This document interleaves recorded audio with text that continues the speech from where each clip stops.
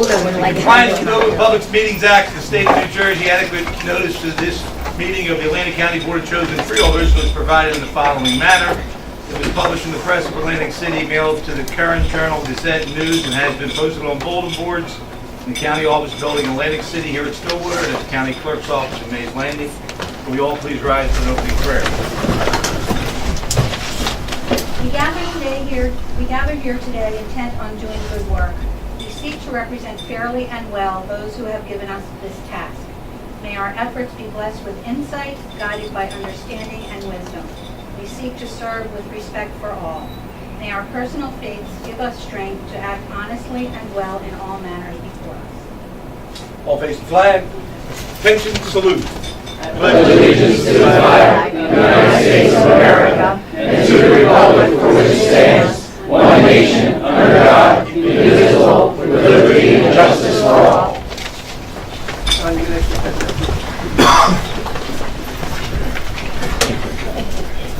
Roll call, please.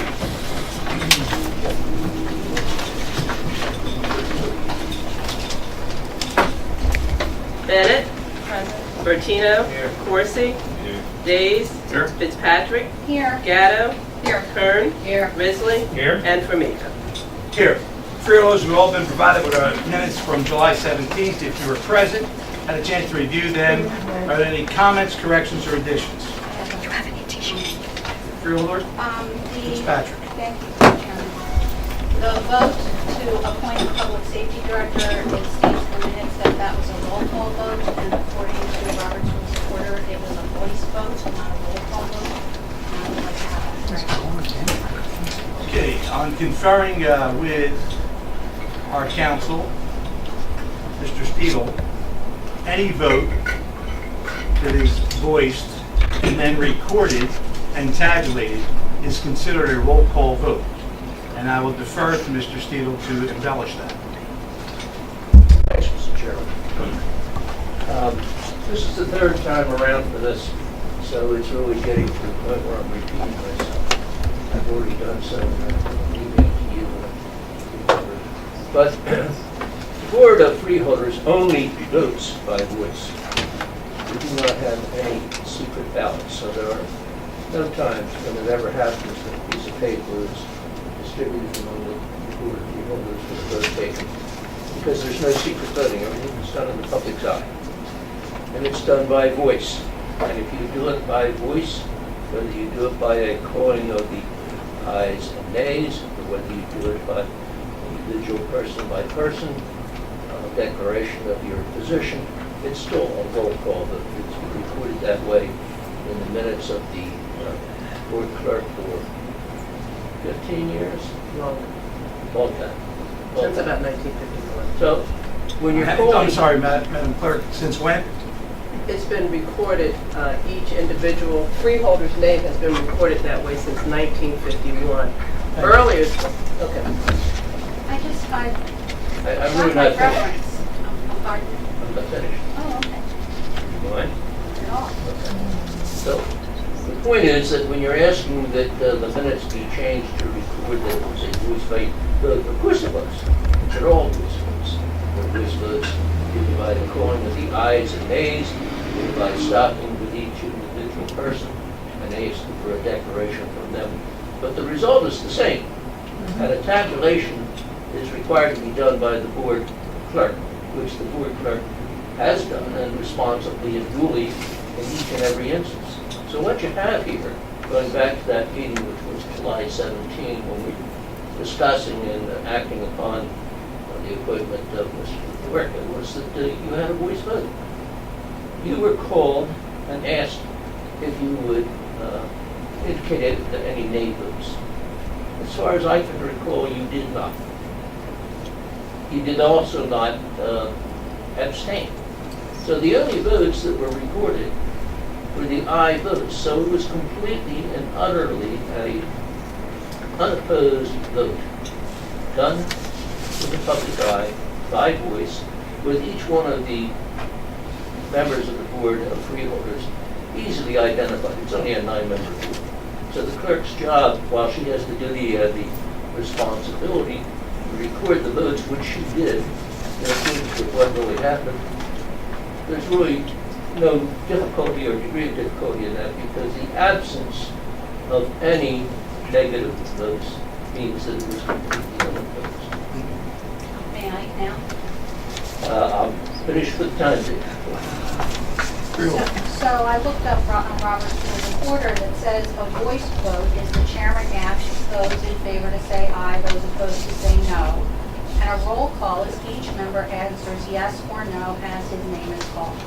So are we following Robert's Rules or not? Of course we are. And incidentally, Robert's Rules of Order doesn't say that. And if you think it does, I would appreciate it if you would give me the exact page, chapter number, and verse. There you go. I'll compare with my own version, which I have, my 10th edition. Which one did you get yours out? Well, that's robertsrules.org. Okay. The internet. So in any event, the result is the same. There was an absence of any negative votes. I don't know why that is. If you wanted to vote nay, you didn't. If you wanted to abstain, you didn't. If there was a mistake made in that process, it was not the board's mistake. It was not the board's representative. She duly registered all the votes that were accomplished, and those which were accomplished were unopposed by voice in public. Thank you. The subject has now been upon us for 3 weeks. And I don't really know what the public thinks of this, as this meeting is being streamed, as this meeting is recorded, but I would like the public to please face the video board here and take a look at the vote as it was taken.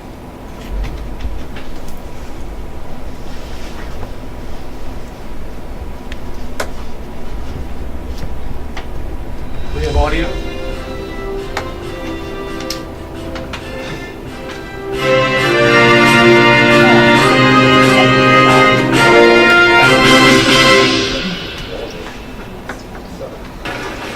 Resolution advising and consenting to the appointment of Michael DeBrook as the Atlantic County Department Head for Public Safety. All those in favor say aye. Opposed? Congratulations, sir. You are appointed. Thank you. That's good enough. That's good enough. As you can clearly see, there was a call for voicing opposition.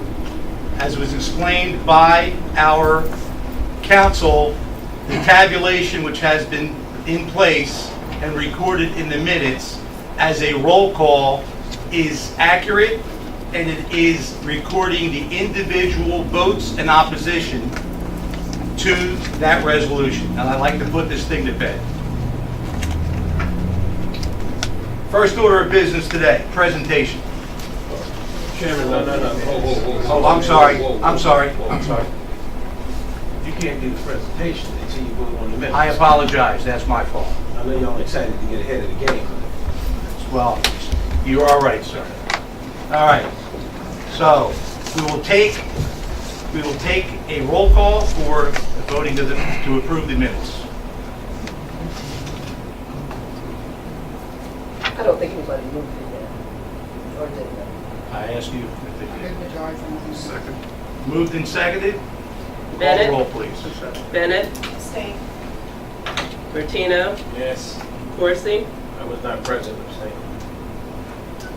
Days? Yes. Fitzpatrick? Abstain. Gatto? Yes. Kern? Yes. Risley? Yes. And Formica. Yes. Moving on to our first order of business today. Chairman, if I may. You may, sir. I feel prepared, and I wasn't here for that meeting on the 17th. Sometimes we count our blessings. For as much as I understand my colleagues' concern, I would hope this is the last we hear of it. However, if there's going to be some issues going forward, whether it's a roll call vote or it's a nay-yay vote, we need to be clear at these meetings, appointments, etc. If we want a roll call, or we do all in favor, etc. I did notice that our solicitor have some paperwork over there regarding Robert's Rules, and if there is some difference in if there's some difference in language, I would hope it is cleared up so my colleague and any other body on this body are clear moving forward. But I've got to admit, I hope this is the end of it, one way or the other. We spend a lot of time on the boat you can't change. And the fact of the matter is, it's over. I think I stated my position when I was at the last meeting. If I was here, I would have voted for him. More than qualified. But I think as colleagues, we need to be more in tune in terms of what's a yay vote and nay vote, all in favor. And it's confusing if you're new to this game. And again, I understand my colleague's point, but I don't want to come to another meeting and keep hearing the same thing. I really don't. In that we concur. And my point is, it's not to start pointing the finger. I mean, listen, we could do a dog and pony show all day. we certainly could. We need to do more policy stuff than politics and stuff. And so I think we need to move. I think you have my sentiment, and to clear up what you just said, I made the statement last meeting.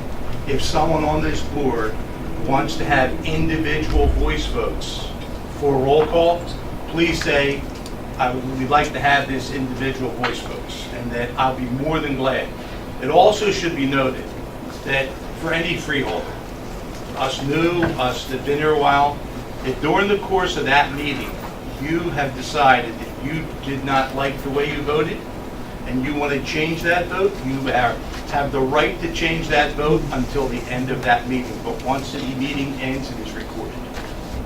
So I'm not up here trying to, I don't rule by decree, and I certainly think that we work better as a team, instead of against this petty, whatever you want to call it, political, not political discussions, whether we're called freeholders, freeloaders, ombudsman, or we spent 2 hours on that. To just please keep doing the people's business, that's all. And if there's something that somebody wants to discuss with Mr. Steele, every freeholder has the same exact right that I do to talk to administration and to our counselor, or talk to me. We can settle our differences in procedures before the meeting. Okay? That's all I got to say. Anybody else have any comments? Let's proceed. First order of business today. Congratulating and commending Tracy Lynn Massara for her achievements and medals at the 2018 Special Olympics.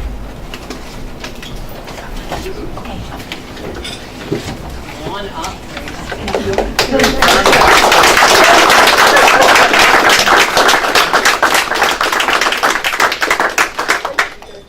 Tracy is absolutely an amazing young woman. Look at these. We did ask her to bring them in, so everybody check these out. Two gold, silver,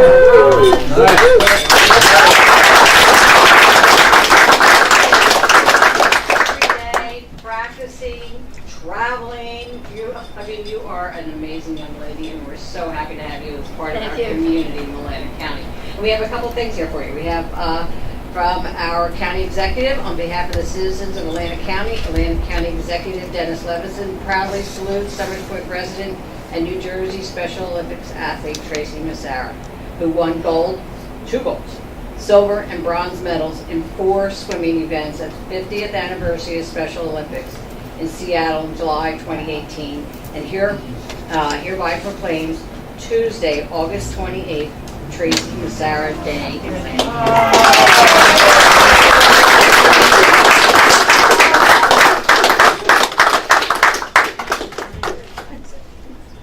Okay, Tracy, we also have a resolution from the Board of Freeholders that we won't read everything, but this is just commending you for everything that you do, and we're so proud again to have you as part of our community. Thank you.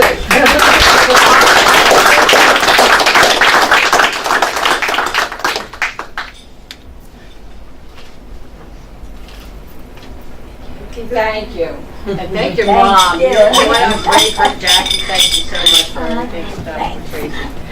I enjoyed it. Congratulations. Thank you.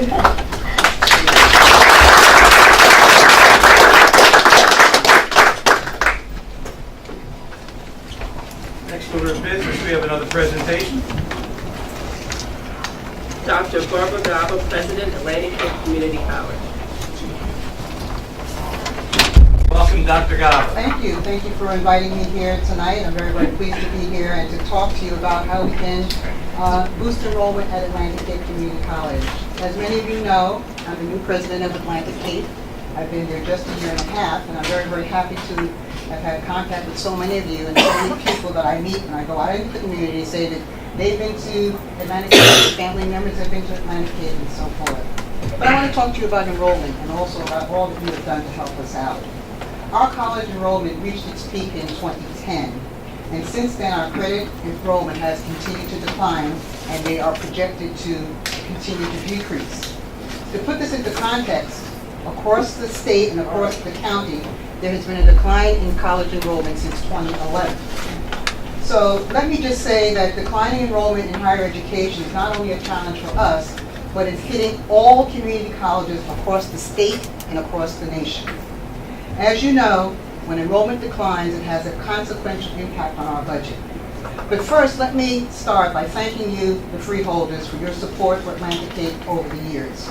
Your financial support of the college has been unwavering, even in the toughest of times for Atlantic County governance, and we are most appreciative of that. Additionally, thank you for your annual commitment of resources to help us to balance our budget, and equally as important are the bonds that you have secured for us to do capital improvements. Over the 10-year period from 2007 to 2017, more than $40 million in capital improvements have been bonded by the county on behalf of the college through Chapter 12 and through the GO bonds. As you know, unlike the four-year colleges, community colleges are unable to borrow funds for expansion and other capital needs. So we must work very efficiently and effectively within our budget. And that's not easy during this particular economy. It is because of your approval of the bonds that we've been able to provide updated, modern facilities that we can all be proud of. And if you've been on our campus, you've seen the STEM building, our Student Center building on the Mays Landing campus. The Worthington Atlantic City Caesar Entertainment Hospitality Wing was done through Chapter 12 money. And many improvements funded through bonding have gone unnoticed, perhaps, such as our roofing, resurfacing of our parking lots, new LED lighting currently being installed in Atlantic City, and so much more has been accomplished through your support. Our STEM building and the Student Center are lead, green, silver certified for energy efficient building, thus reducing our utility costs. Through your support, our capital projects, we've been able to upgrade our infrastructure. Our commitment to you, the freeholders, and our constituencies will continue to grow as you support us and our students.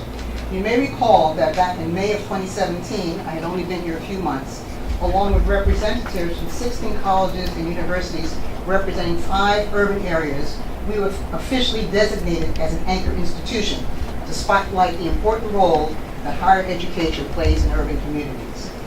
Atlantic Cape, along with Stockton University, are the representatives from Atlantic County on this anchor institution project. We signed a declaration to collaborate and engage with our community partners to transform our community. As we move forward, we will live up to that pledge. That has worked long before we did that signing, and we will continue. As you know, we are working with Atlantic County for the development of an aviation maintenance academy at the Atlantic City Airport that will train workers on repair and overhaul of airlines. Those are good paying, high wage jobs, and we want to be involved with that training. Additionally, we are committed to New Jersey's goal to raise the percentage of New Jersey residents who obtain an industry value credential or degree from 50% up to 65%. I want to also personally thank you for your support of our recent grant application to the state of New Jersey for the Community College Opportunity Grant, which is Governor Murphy's initiative for free college tuition. $250,000 grant has been developed to provide plans for implementing the free community college. It will include outreach and support services that will help our students from recruitment up until graduation. This is going to be a last dollar grant so that students will be able to apply for financial aid and Pell They will use those grants first, and then the state aid will kick in to be applied to those students who are eligible. It will start very, very soon, and we hope that this will open the door of opportunity to increase our enrollment, and we appreciate the letter of support that we are going to file with the state for this application. So we need your help to get the word out to as many people as possible about this opportunity. Through the various constituencies that you may have, through Facebook, Twitter, and any other means, so that we can reach as many people as possible who may not have considered going to college because of potential financial obstacles. But as we move forward with the initiative for free community college and from the Freeholder support, we need to get the word out. A press release from the county and any ad you may be able to help us with in local publications will help us, particularly with our underserved populations.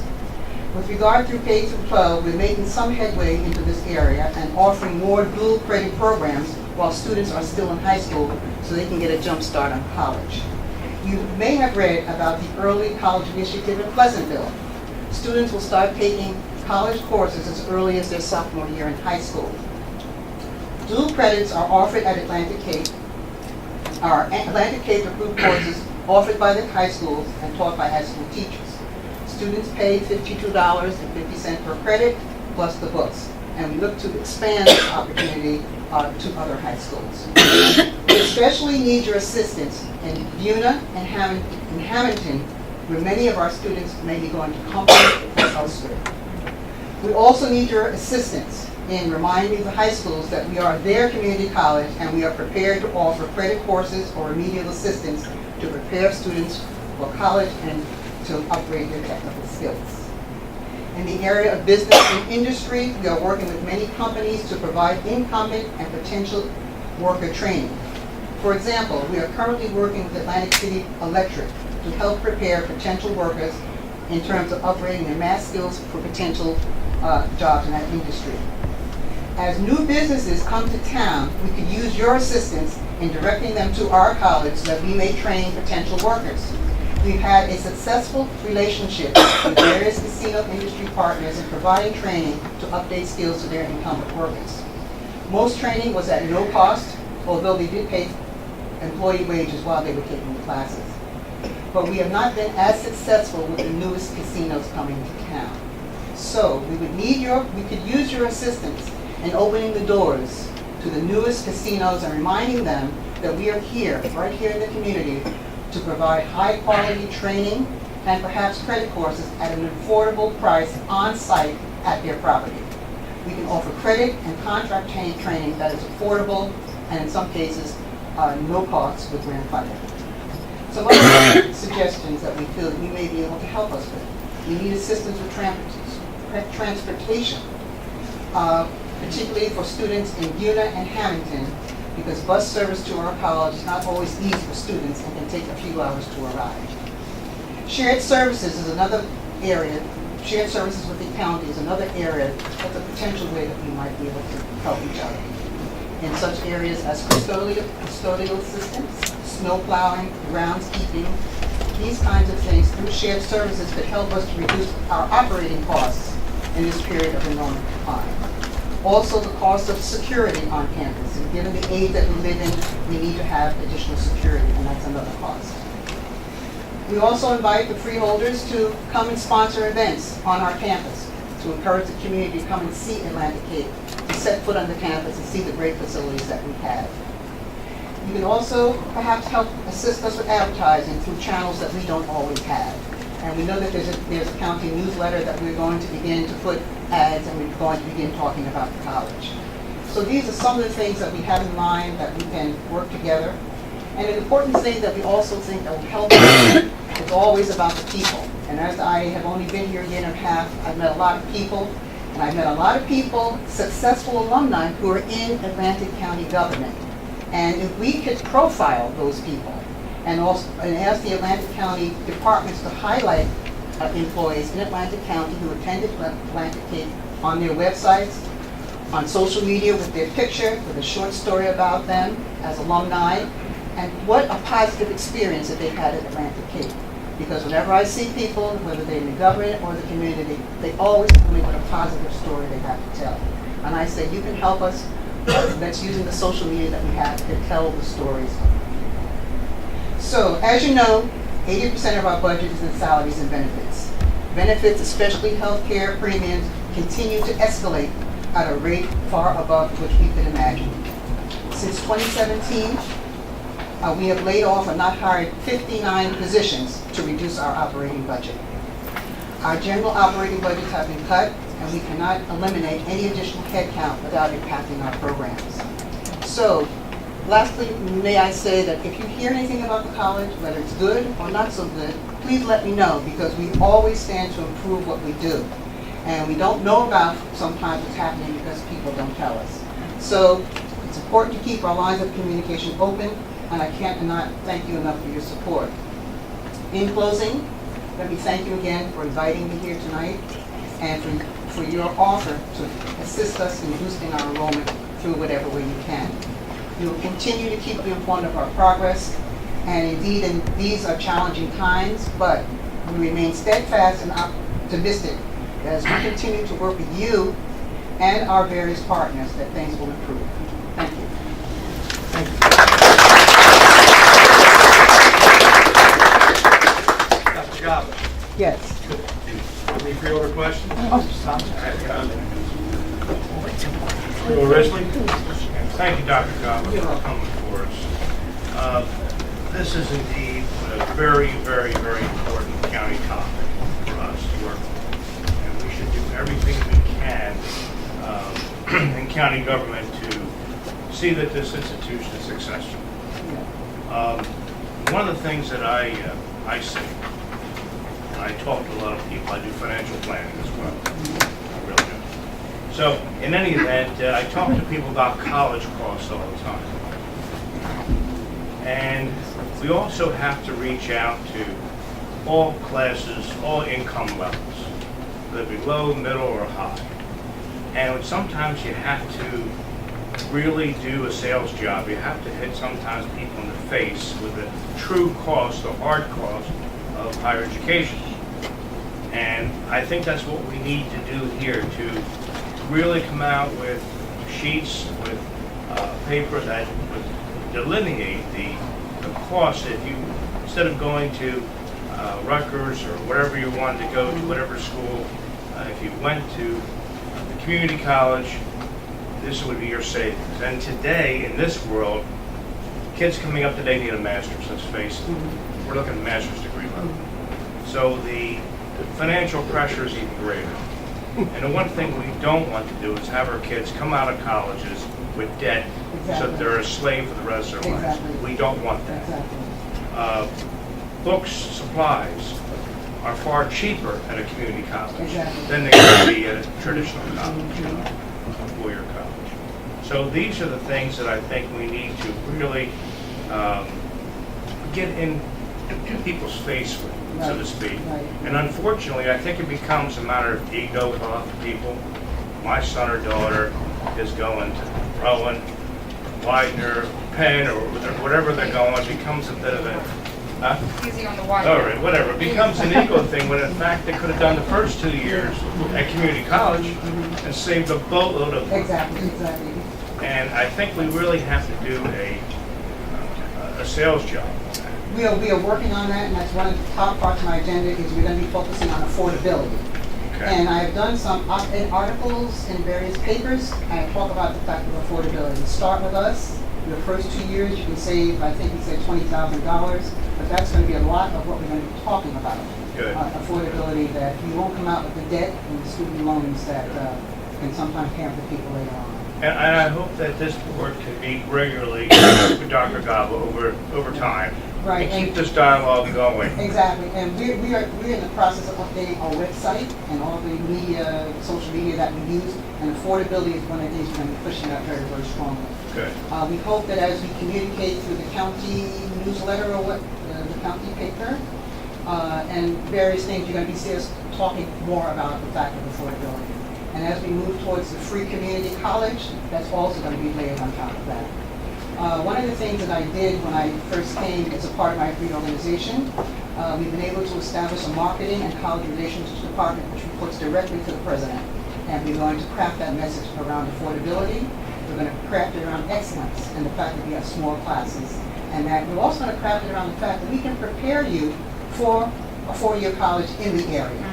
We have Rutgers University, which is right on our campus. We offer 11 degrees at Rutgers on our campus, right on these campus. We have a relationship with Stockton, where people can transfer. So this is all going to be as part of the media, the social media, the publications that are going to be coming out from the college in the next few months. We're really going to put an emphasis on the value that we have. Thank you, Dr. Garrett. Just give me 1 second. Anybody that wants to leave now can, if anybody wants to head out, please head out.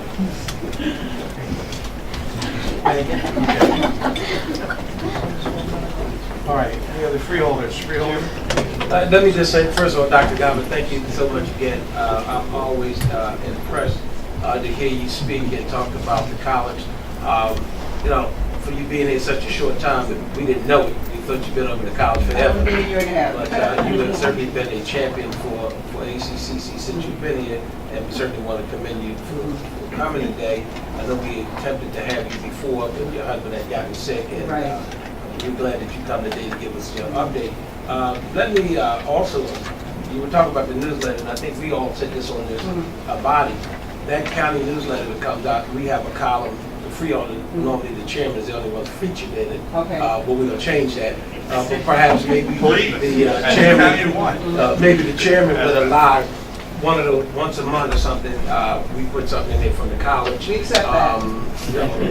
We'll yield to our chairman for that. Because all good advertisement coming out of the college is good for the entire region. As you indicated, Atlantic County has given over $40 million to the college. So we have a big stake what happens at this college, because it's a reflection on all of us. Frank's been here since 1941. But all seriousness, we want to commend you for what you're doing at the college. And as you know, the chairman and I did a letter on Yes, we really appreciate that. And maybe you want to elaborate that on in a minute, but to be a part of the application process. Actually, that was one of the calls I was getting when I stepped out. Finally, let me just say this. Dr. Gaba will be the speaker this weekend in Whitesboro, at the Whitesboro reunion. As the president of the college, as most of you know, there's a campus in Cape May Courthouse. She will be the speaker on Saturday. Folks are excited to hear her. And then, I promised I wouldn't make this statement, but a lot of people are coming to see Oprah, but I want to be there to see Dr. Gaba. But the fact of the matter is, I think that she represents us well, and that we commend her for the job she's doing. And if you're not busy on Saturday, it's open to the public, and that you go down and support our president of the college. Thank you. And again, I just cannot thank you enough for all the support that the county has given us. Like I said, like the four-year colleges, we cannot go out and borrow money, and we have to get it through the bonding and all the millions of dollars that we put into Atlantic Cape. And for those of you that have seen our new student center, it could not have been possible without your work, and I just wanted to say we really appreciate it. And I know that we're in challenging times, we all are, but I am optimistic and I remain steadfast that we're going to get past this with all the help of you and our partners. Thank you. So thank you for that. Freeholder Davis? Dr. Gaba, again, I want to thank you for being proactive. I've had the opportunity just to reading this morning. One article this morning talks about how it's not just community colleges, but every college in the state of New Jersey is struggling to keep New Jersey seniors in state. I think we were #1 in the country losing our seniors Students to go outside of the state. Yeah. The other article I read talks about the cumulative college debt in our country is close to over $1 trillion, which is the same value as Apple. So that the affordability is a major cost. I know several teachers that I work with, younger teachers who are struggling with their debt, struggling to get out. They love to move closer to the district that they work in, and they're having a hard time being able to get a rent. I want to thank you also for your efforts to reach out to veterans in the area. Yes. That's another again area where you've been very proactive. I know in my district there's a program in the 7th and 8th grade. They identify students as early as 6th grade who are not working up to their potential. And the idea is that they would be the first person in their family to hopefully attend college. So I don't know how many other districts in the county have something like that. But if you yourself, or probably even better, nothing against you, but if current students would go in and talk to these students in 7th and 8th grade and let them see, the opportunities that may await them, starting off at the community I should college. probably mention that I go, there's many places I'm invited to go. I went to an elementary school in Pleasantville, and I was the keynote speaker. The kids were there with their parents, but I told them it wasn't too young for them to start thinking about what they want to do for the future. I asked the kids what they wanted to do and what they wanted to be when they grew up. They raised their hand, and we talked about that. I said, come to Atlantic Cape when you are old enough. I spoke to the parents. One of the things that I'm doing with outreach is I'm meeting with as many superintendents of the schools as I can. I think I'm scheduled to meet the superintendent in Atlantic City schools soon. You've got to make contact with the schools and with the high schools to encourage the school superintendents and the guidance counselors to send students to Atlantic Cape, and I'm doing that personally myself. Thank you. Thank you very much. You're welcome.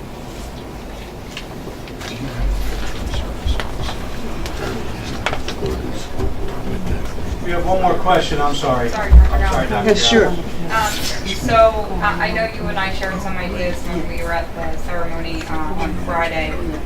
If we have some other ideas, suggestions, should we send them to you? Yes, easy email address that I tell everybody, I don't care who it is, president@Atlantic. Okay.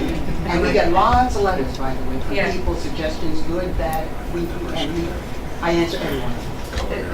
The thing that comes to mind to me immediately, when we were at this presentation Friday, 2 little kids there had the new Atlantic Capes on. Right. And I just think from a PR perspective, that is absolutely tremendous. We have our billboards, I don't know if you've seen the billboards. The billboards are Take your- great.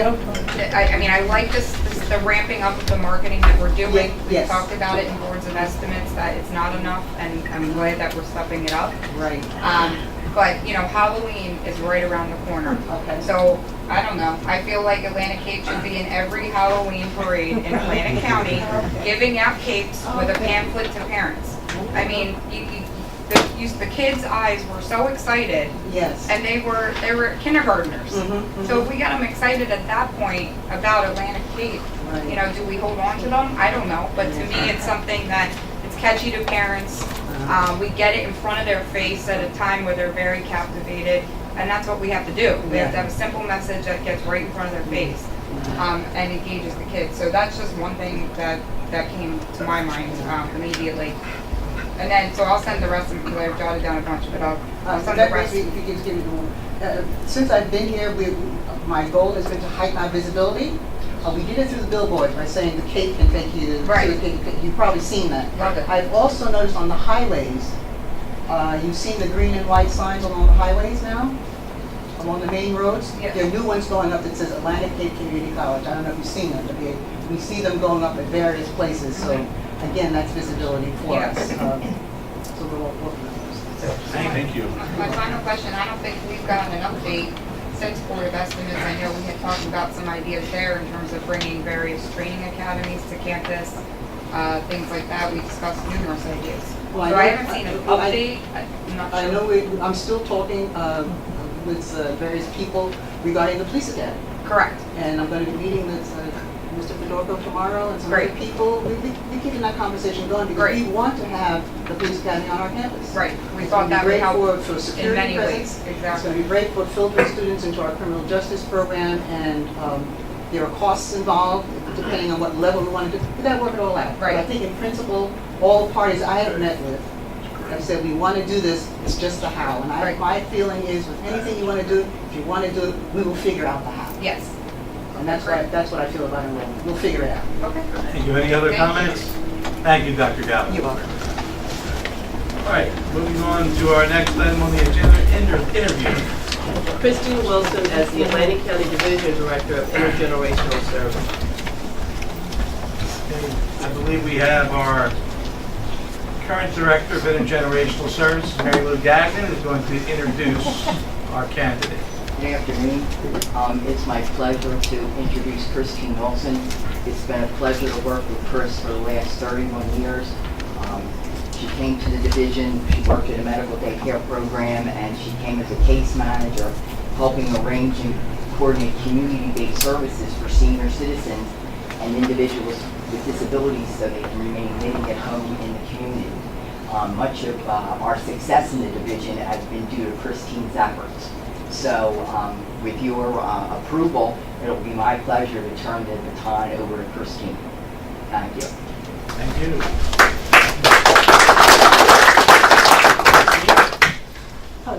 Tell us a little about yourself. Like Mary Lou said, I've been with the county for 31 years. I started as a frontline case manager and then became a unit supervisor. The past 9 years, I've been administrative supervisor of home care programs, overseeing the Aging and Disabled Resource Connection, as well as Adult Protective Services, to name a few. I coordinate the implementation of SAMS, which is our case management program, computer program, indicated the protocols that we need to follow to make sure we meet our mandates, implemented procedures for our FFP, which is revenue that we bring in from doing services for our clients by screening them for services and helping them with applications, and that allows us to continue to expand the services that we offer within the division. Thank you. Can you tell everybody what intergenerational services are? Intergenerational services deals with the very young and the very old. So we have services that are for juveniles, juvenile triad program that you may be familiar with, all the way to our aging services. A lot of our services are not just for individuals that are in need of like home care services, but we're also moving to try to find services for those individuals that need, or the healthy seniors, helping with their Medicare premiums, helping them with their PAD card, etc. Thank you. Freeholder questions or comments? I just have one. You've been at 31 years, you want to stay around? Yes, I did. It's been hard shoes to fill, but yeah, I'm looking forward to it. Joe Risley? I'd just like to echo what Freeholder said here. Mary Lou, thank you for all that you've done for the county over the years. And quite frankly, you know everything. And when we go to you, I know you know the answers. And it's appreciated. And Kristen, I wish you all the best. Thank you. And I know that you've been here 31 years. You probably have all the answers for us as well. So She's taught me well. I'm sure. So thank you. Thank you. We're happy to have you. Thank you. Any other comments? Yes. I just want to say I'm the liaison for the Senior Citizen Advisory Board, and I just wanted to say it was lovely working with you, and I enjoyed meeting you, and I look forward to working with you as well. Thank you. Any other freeholder comments? I'll take a motion to move resolution 426 to this point in the agenda. Second. All those in favor say aye. Aye.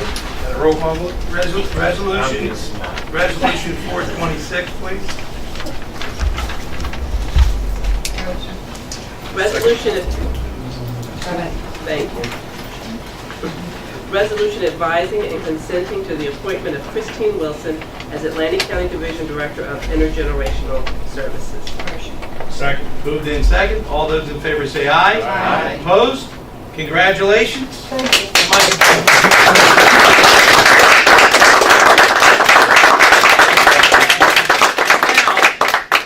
Now, not on the agenda, Mary Lou, much to your chagrin, we do have a couple of things that we want to present to you. Now, as has already been echoed by sentiment here by some of our freeholders,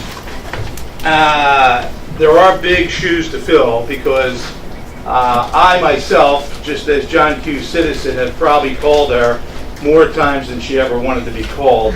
And I don't have your cell phone number. I recommend you not giving it to me.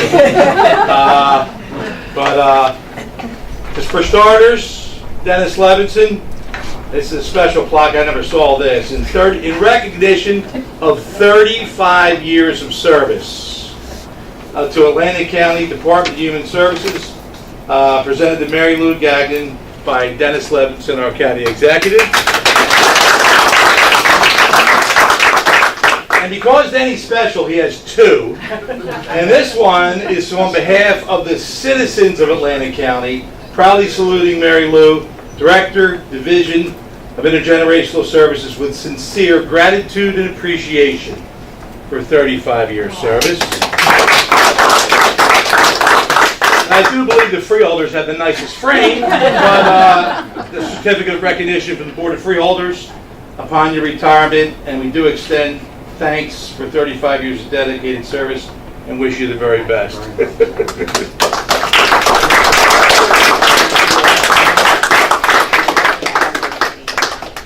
Great category.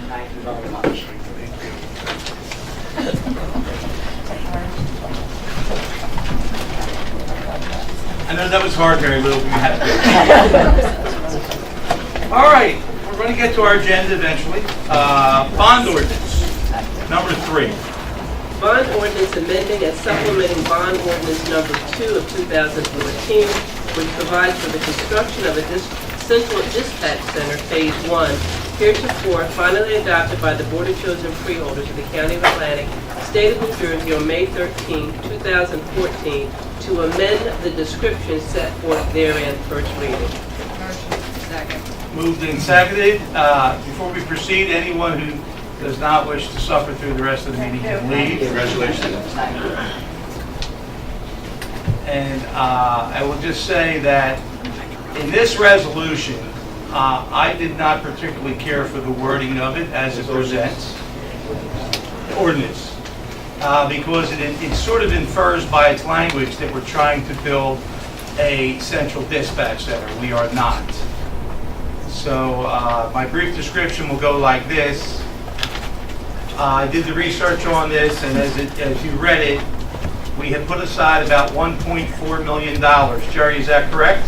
Yeah, it was originally 1.5 for the dispatch. We spent roughly 373, so it was like $1,126,000. So I'll correct myself. We put aside $1.5 million in 2014 when we had 19 towns signed up for a centralized dispatch at Stockton College mainland campus. Stockton University at the time had hypothecated $5 million, and we knew that this was going to be an expensive venture that had to be shared by all of the municipalities. When we realized that even though we had letters from all of the mayors and councils of 19 saying they were in, by the time we got to the architectural phase and we got some of the engineers on board and the legal team, 5 of the towns or so decided that they wanted out because there was no binding contract. We realized at that point, the administration realized that it was not feasible to try to charge the towns that weren't going to be in it, which is how we would have to sustain it. It would be unfair. So we powered down the program and we paid the contractors out the $375,000 that Jerry just said, leaving in this account $1.1 million, and there it has been sitting for about 4 years. Recently, at the begging of Hamilton Township, specifically Bob Sandman, Estelle, the whole southern western part of the county is screaming about the fact that first responders, 911 calls that are going to radios are dropping like they can't believe it. So much so that the public is definitely could be at risk here. And an analysis was done to what is called the transmission envelope that goes over the whole county. It's set up on a bunch of repeaters that we just authorized about 2 months ago at the top of the Ocean Club towers to wherever they are. And we saw a pie piece missing in our transmission envelope that is around that area of Hamilton, Estelle, and the western, southwestern part. So a remedy was then, I guess, coordinated through the OEM that is going to require us to spend how much money, Jerry? Well, for the 4 sites to connect all of them, roughly about $840,000 to $900,000.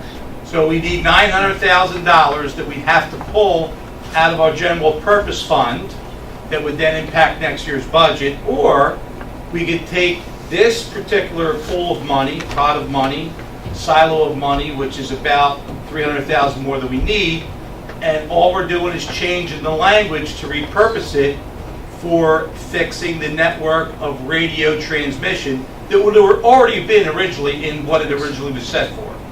That is the language that wasn't in the face of this that brought some questions. So with this, I take any other comments. Chairman, Freeholder? I did notify you because I made it very clear I was not going to support the ordinance because, as you know, I was one of the ones who was adamantly opposed to countywide dispatch after talking to different municipalities, and we all know the story. They finally started coming out one by one against it. Your efforts were good. The point was is that once you explained it, what we were doing, I told you then I didn't have any objection, as long as we wasn't trying to bring back just our countywide dispatch, and you assured that would not happen. And more importantly, after you explained it, one thing none of us will do, I think I can speak for everybody up here, we will not jeopardize public safety.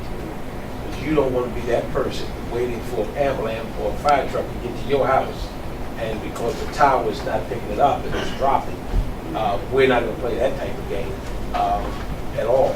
I will say, Atlantic City just purchased some of the newest top radios in probably the state, and I am sure that that ties in that everything. Actually, I was with the fire chief today in Atlantic City, and we were monitoring the fire that was happening in the city of Pleasantville, because we wound up sending fire trucks over here. But my point is, as long as it's going to that, I think it's something that we all need to support, but with the understanding we're not bringing back countywide dispatch.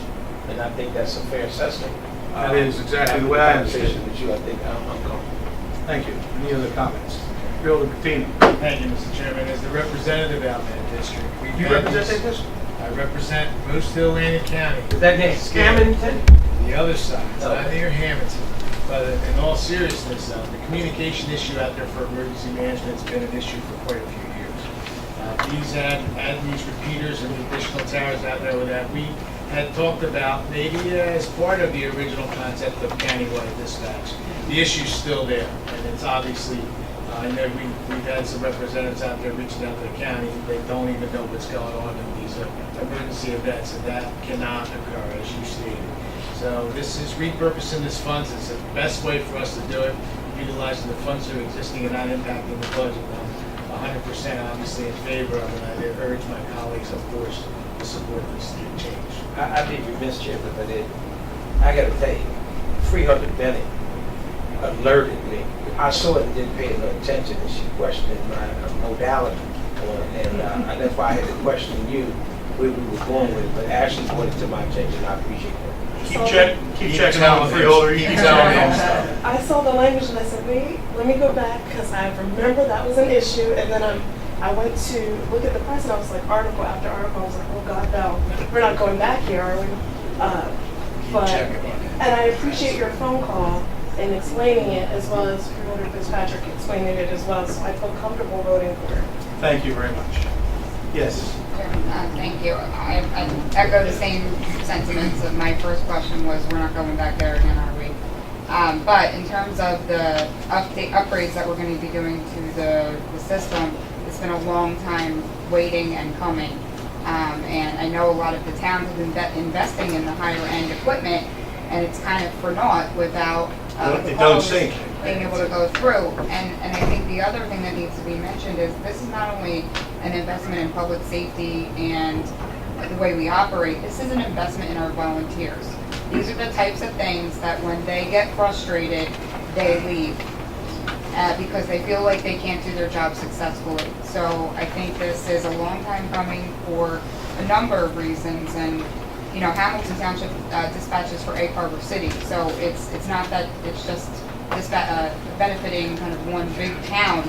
You know, they dispatch for Egg Harbor City through a shared service agreement, which I think is the way we should be going from a dispatch perspective, by the way, is kind of clusters, so that we have a strong system all over the county. That's a whole nother discussion. But again, I think it's an investment not only in our people, our system, but in our volunteers. Thank you. There were days. One comment is that even though it's nowhere near the amount that we need, that 911 money that the state is keeping that back to the counties would help us maintain this. Absolutely. So I want us to stay on that, and our state legislators are still on top of that issue as well. My other question or comment is, Jerry, there's been a lot of talking at this meeting this morning about the next gen 911. Has there been any discussion on the county for that? What that is again, for being an educator, I've been in a lot of safety meetings. It will allow people to send photographs and videos to dispatch to better inform the first responders. Well, that will be handled by dispatch centers.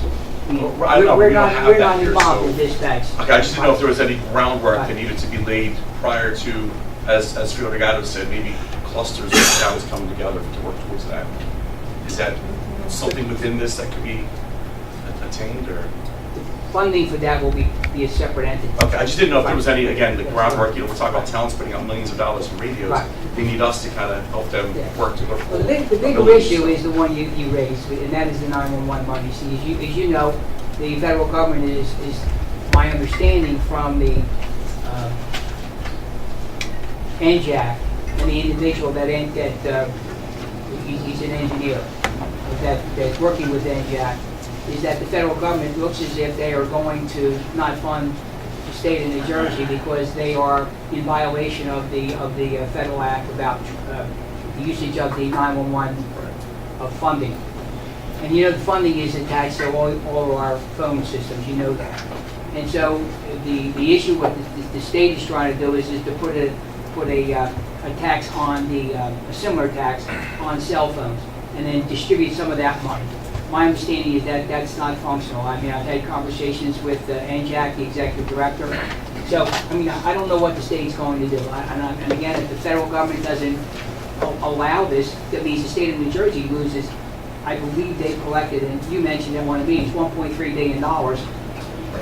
There's a potential that they would lose substantial money every year, about $120 million a year that they are using to offset their budget. They would lose that money.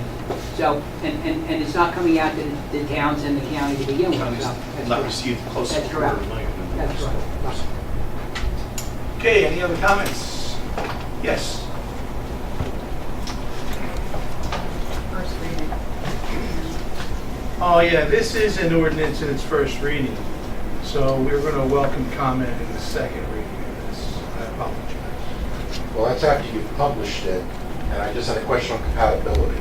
I just want to say that we'll have comments in the public portion if you want to raise a comment. Okay. We're going to give, we're going to follow our protocol here and welcome all the public comments at the second reading, because we don't know what's going to happen between the first and second reading.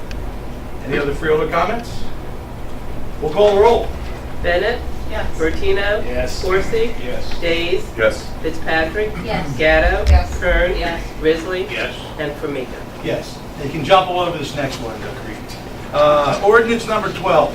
An ordinance amending and deleting various sections of Chapter 7 of the Atlantic County Code entitled Affirmative Action Program and transferring certain subsections of Chapter 7 to Chapter 4 of the Code entitled Administration of Government, specifically to Section 4-46 entitled Office of Equal Employment Opportunity, final reading.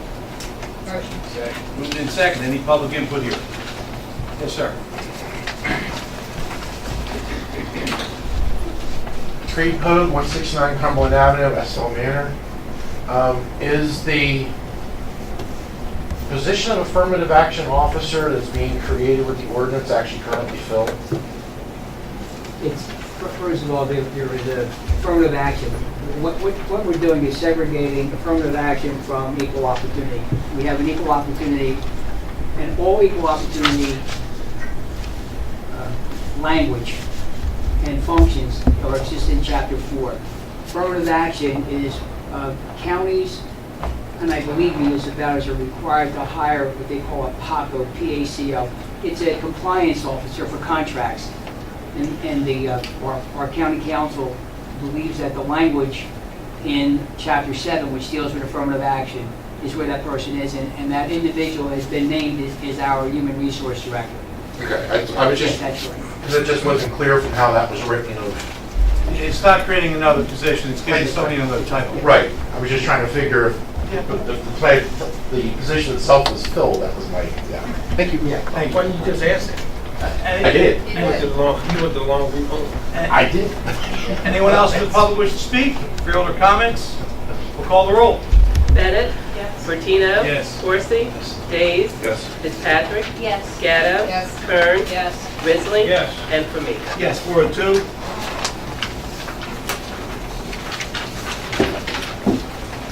Amended Funds Exchange Program Cost Reimbursement Agreement with the New Jersey Department of Transportation for funding from the fiscal year 16 Transportation Trust Fund for construction costs associated with the resurfacing of Brigantine Boulevard, Section 1B in the city of Brigantine.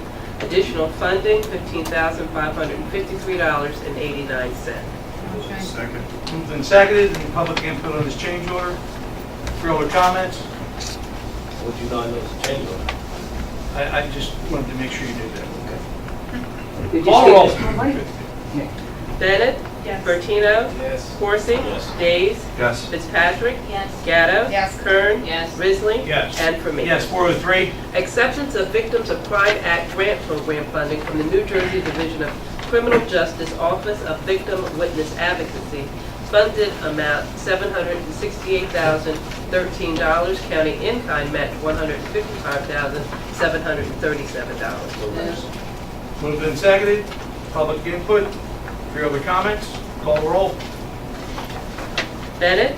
Yes. Bertino? Yes. Corsi? Yes. Days? Yes. Fitzpatrick? Yes. Gatto? Yes. Kern? Yes. Risley? Yes. And for me. Yes, 404. Acceptance of a public health infrastructure, laboratories, and emergency preparedness grant for program year 2018-2019 from the New Jersey Department of Health, amount not to exceed $248,610. Moved and seconded. Public concerns. Freeholder comments. All those in favor say aye. Aye. 405.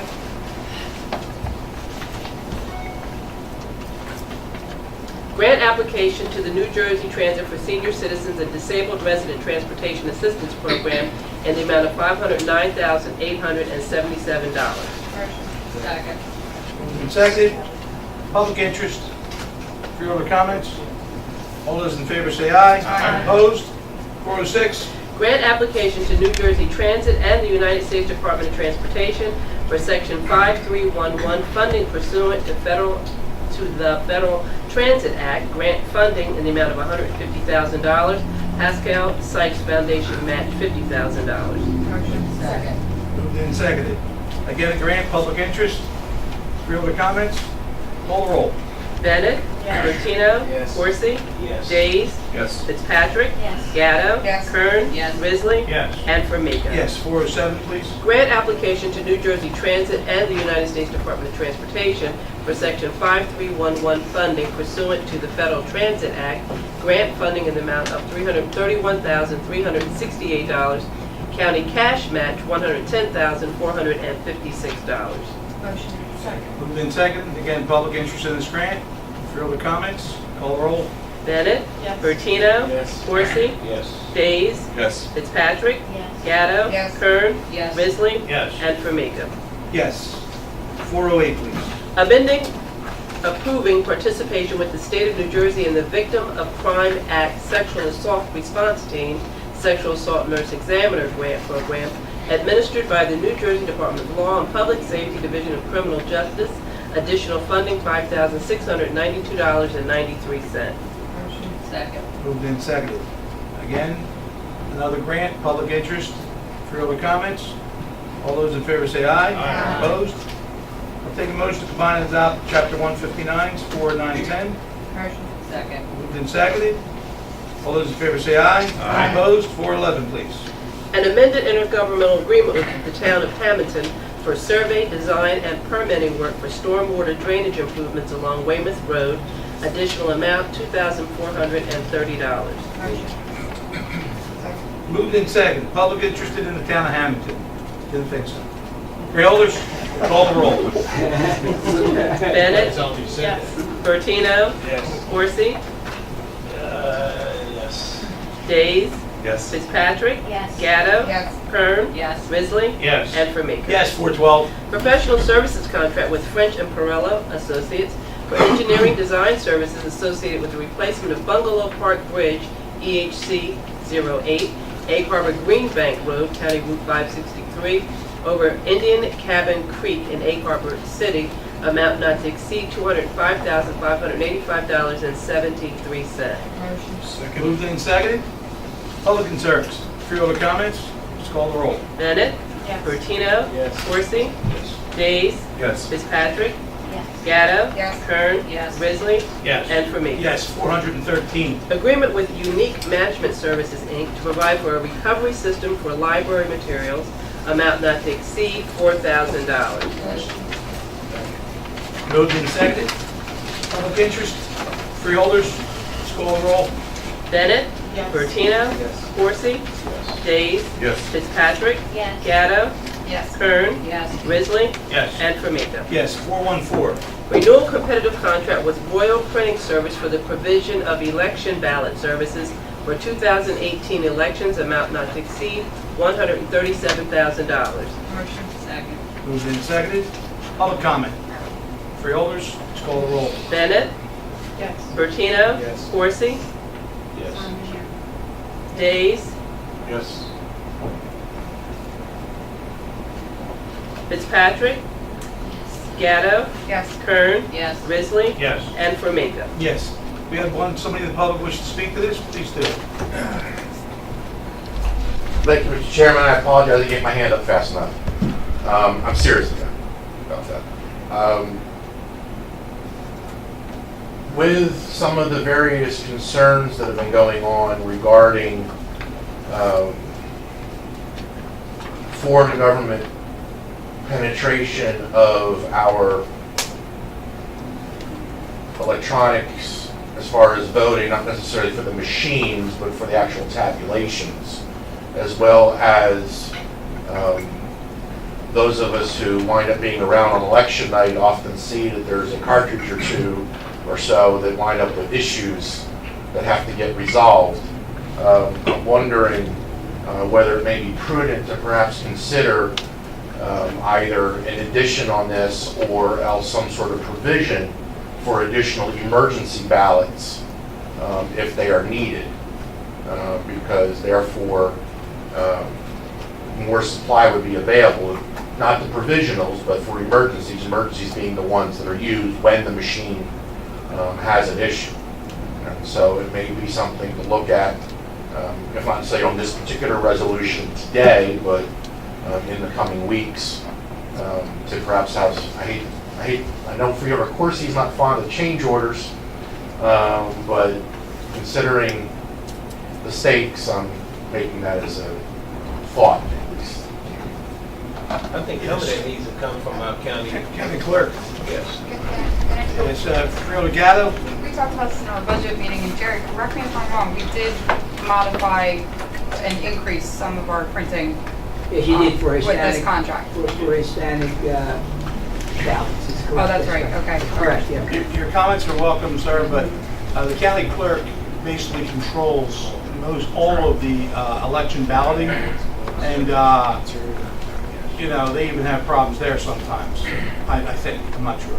I think, and All of our election I machinery. think, I'm not could sure. I improve, think, that but is for you know. sure. But in any event, you know, I think that this is a question that would beg the county clerk, if you would like to find out. We are just forced to, I should say, we are told we have to provide the money for these things. And they put the order into us. So, but it is not a frivolous statement. 415, please. Memorandum of Agreement between the County of Atlantic and Jersey Nurses Economic Security Organization, and authorizing the county executive to enter into a formal written collective bargaining agreement incorporating the terms of the Memorandum of Agreement for a 4-year period commencing January 1, 2018. Motion. It's moved and seconded. Any public interest in this contract negotiation? Freeholder comments? Call the roll. Bennett. Yes. Bertino. Yes. Coursey. Protest. I'm a protest vote. Yes. Days. Yes. Fitzpatrick. Yes. Gatto. Yes. Kern. Yes. Risley. Yes. And Formica. Yes, Roger, could you look into Robert's Rules of Order for And protest? see what that means? Oh, it's in there. Oh, it's in there. It's like the spaghetti. It's in there. 416. There's 663 pages of Robert's Rules. Right, So where do I'm you sure wanna we'll start? find something that says something that somebody can interpret as being part of that. 416, please. Bid contract with AE Stone Inc. and Arawak Paving Company Inc. to provide hot mix asphalt mixtures and tack coating in the amount of $30,000. Move. Second. Moved and seconded. Public interest in this contract. Freeholder comments. Call the roll, please. Bennett. Yes. Bertino. Yes. Coursey. Yes. Days. Yes. Fitzpatrick. Yes. Gatto. Yes. Kern. Yes. Risley. Yes. And Formica. Well, you talk about a protest vote. 417. Bid contract with Multi-Tip Mechanical to provide preventative maintenance service and emergency repairs on chillers in the amount of $129,200. Motion. Second. and seconded. I'd be remiss, Jerry, if I didn't know what this is. Well, Jerry brought, and I think he gave it to the budget subcommittee, went through what maintenance is done over the course of the 10-year period. So why don't Jerry give it to you? The budget committee, I think, has it, but we'll give it to everybody, so. Yeah, everybody comfortable on the budget committee with this? We reviewed it, we're comfortable, we hate it. Two-year maintenance contract for 7 chillers. 2 at the COB, 2 at the civil courthouse, 3 at the Jerry, jail. here's my issue. We have these in place, and they're maintaining it, and we're giving them their $129,000, and then the chiller blows up, and it ain't their fault. Well, we've gotten rid of the Tico chillers. I'm just saying, They're all gone. do you remember this? Two We had a separate- $489,000 maintenance budget. I'm not going at you, I'm just going at this whole process here. I would love one day for somebody to give the Freeholder Board the amount of money that we spend in a year on chiller maintenance. I just would love to have that number. This is a 2-year contract. 2-year contract? Yeah, but that's only one contract. The other one's gone. We're done with the Tico chillers, they're all gone. What's that? The answer is to hire people in-house. That's your answer. Maybe we should take a look at that, because, I mean, I know one year we spent $742,000 on chiller maintenance. I don't remember that, I don't remember spending $742,000. Well, it was 2 years, Jerry. 742 for 2 years. This is 64,000. This opens up the 7 chillers in the beginning of the summer. They close them down, it winterizes them. It's a 3 times a month maintenance, checking the oil, checking the gauges. I mean, it has to be done with the Well, I'm just older saying, building. do they guarantee that, breakdown? Do they do that? Well, this is a preventative maintenance. So if it breaks, it's not Does that mean it might be There's warm? parts in here, just so you know. Does that- I gave you all out. Does that mean it might be warm in here this winter? Well, see, it's a little confusing. These chillers aren't covered under this contract. That's That should DPAC. have been, that should have been, if I may, Chairman, when you do those bids, they should be calculated inside that bid, not keep coming back to us after we award those contracts. I'm not going to disagree with you there. I'm not, this is nickel and diamond, they become the highest bid, I don't care how y'all look at it, but it should be a part of the package when it goes out. Just so you know, there were 3 bidders. Okay, all right. You know, they're all pretty close. 129 was the low bid, then it was 141, 153. Yeah, but Jerry, all due respect, 3 bidders, you hit the nail on.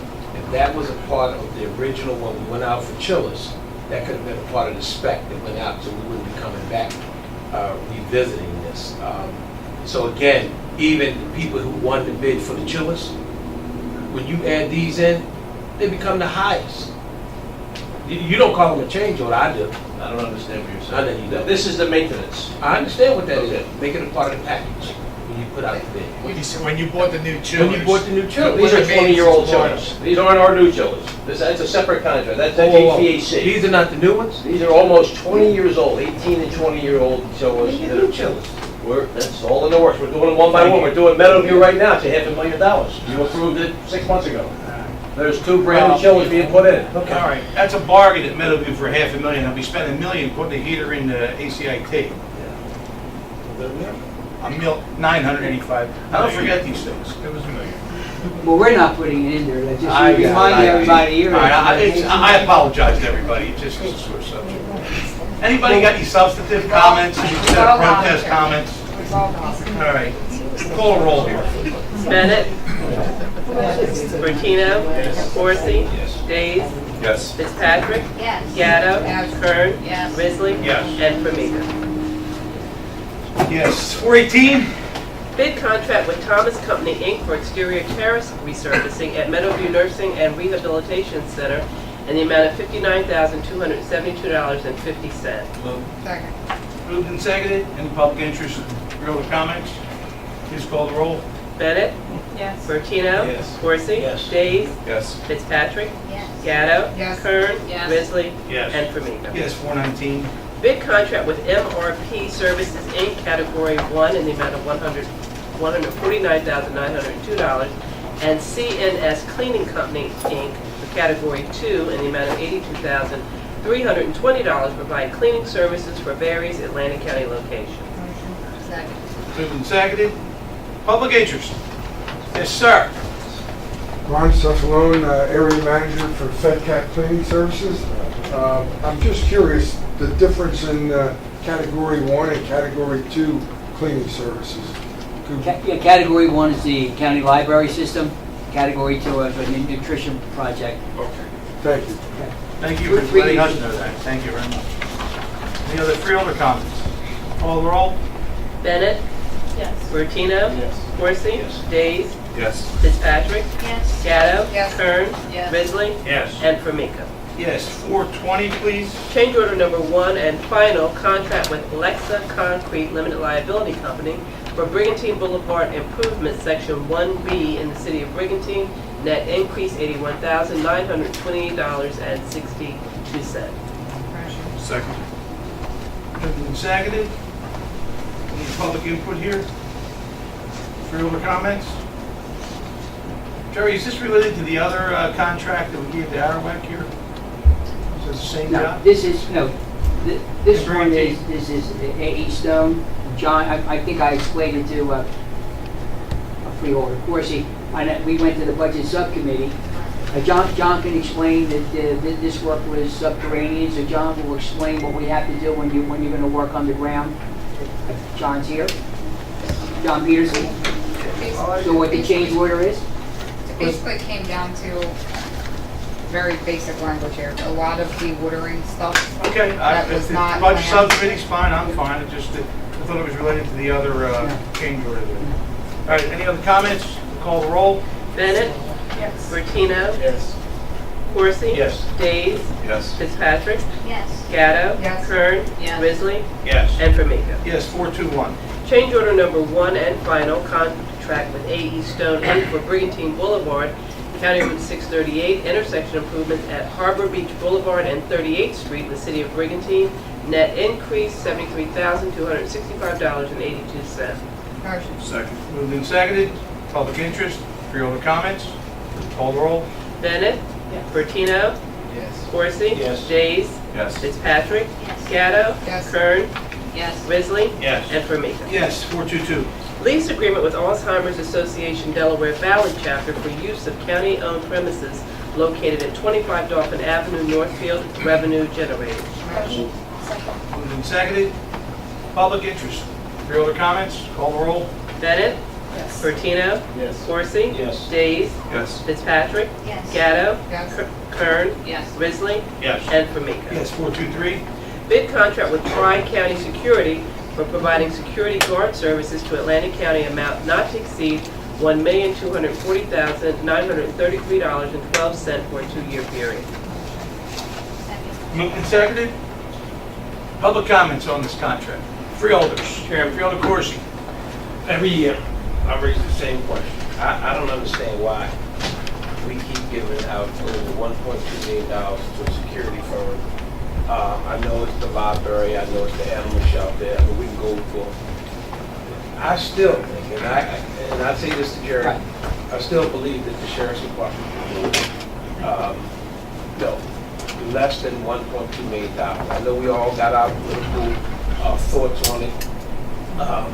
But I got to be honest with you. I mean, if you don't have an armed guard at the other places, then what? At the county building, I know in Atlantic City you got them. Again, the animal shelter, the Pleasantville library. I mean, I understand the sites they have.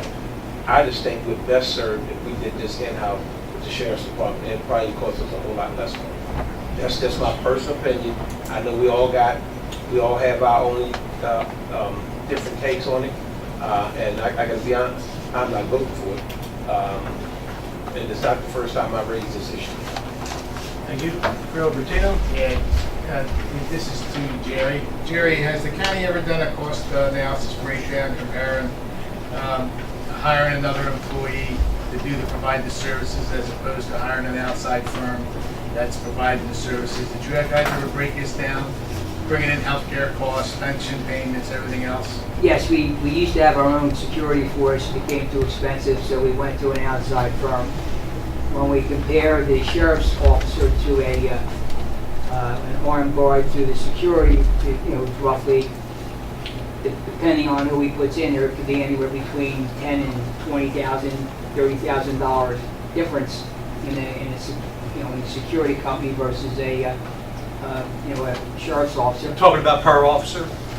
Per officer. 20 to 30,000 per officer. Per officer. How many officers is this? Well, like we have, just as an example, in the facility right now, if you went into the COV, you have 2 armed guards. You have 1 guard patrolling inside, and there's a requirement which we agreed with Atlantic City that we would keep our building and the surrounding area around the building, everybody moving. No loitering, drug dealing, no drinking. Everybody's supposed to be moved around, which goes on in our building. Now, where the city's supposed to be patrolling is in New York Avenue. So when you and I can have that conversation after the meeting about what happens on New York Avenue. But so we do that. But you also have there's a guard of welfare, separate entrance in our building. If you walk in, separate entrance. Then there's at least 2 or 3 guards that sit and work inside what would be the center core of the building. They're going through the building. And you have 1 guard that sits there is required to oversee. If you all know, the superintendent of elections or the clerk has an office there in our building. They had some issues, and now so we have a guard assigned to make sure nothing happens in there. So I mentioned to you roughly 6, 7 guards. So if you had 6, 7 sheriff's officers, I'm going to just say roughly $60,000 to $65,000 just for our building times 6. So you'd have roughly, you can do the math, roughly $380,000 just in our building. So it's not cost effective to have the sheriff. But Jerry, I think all due respect, a sheriff officer has more authority and more presence than a security guard. And so those folks that you're referring to are going to be moving it anyway. Again, we had this discussion, and I hear you very clearly. One of the frustrations I have with this, and I think you kind of explained it to some extent, any of us is in Atlantic City. You take a ride down Atlantic Avenue, you get to Tennessee and Atlantic, you're scared as hell to get out your car. I don't care what you say. It's a criminal convention. Come on. And it's at the county building. It's at part of the city's responsibility. And the guards inside ain't doing absolutely nothing on the outside. You got everybody and anybody laying around, sleeping, skateboarding, right there at your main county building. And we spent $1.2 million for outside firm. Again, I believe you get more effect from a sheriff officer than you do with a security firm. Look at the courthouse. You don't see them jokers hanging around the courthouse, whether it's inside or out. That's just my opinion. I know y'all have your own reasons why you're doing it. I just think that I had the same conversation with the last sheriff and this sheriff, and they still believe that they can do it less than $1.2 million. And Mr. Dorco has met with the sheriff and has had conversations. I'm not going to speak for Mike. We've had conversations, so he's had his conversations with the sheriff. So I think they're going to begin talking about what it is. It's an excellent idea because I believe that until you compare apples with apples, and I'm not disagreeing with anything you're saying, Ernie, Freeholder, but the sheriff has represented to me that he could clean up COV as well, but at what cost? So we have to make sure that we have a budget and see it can be done. And I think Mr. Fedorko could be coordinating that and give us a report, that's all. Yeah, but the problem with that is, Chairman, all due respect, I don't want you to get into that. We've had this conversation for the last couple of years. Well, now we have and not because you have a public safety director, you're not going to put it in his foot, but this has been going on. And the fact of the matter is, we just keep kicking the can down the road. Well, I think we have an opportunity here to do it a little bit differently. So, Mr. Fedorko, if you'd like to coordinate a comparative analysis to this and tell the board what it looks like, I think that would be helpful. Sure. Yes. One other thing, so not to beat a dead horse as well, but Dead. you're talking about security forces that are inside the building, and you're talking about issues that are outside on the public street. You're talking about issues outside on the public street. I think that's a local enforcement thing. You may be able to bring the county sheriff. That might be a phone call to him to send personnel down there if there's an unsafe condition outside the property. These guards, I think that they're hired to maintain inside, but they're not made to go out on the streets, not part of their contract.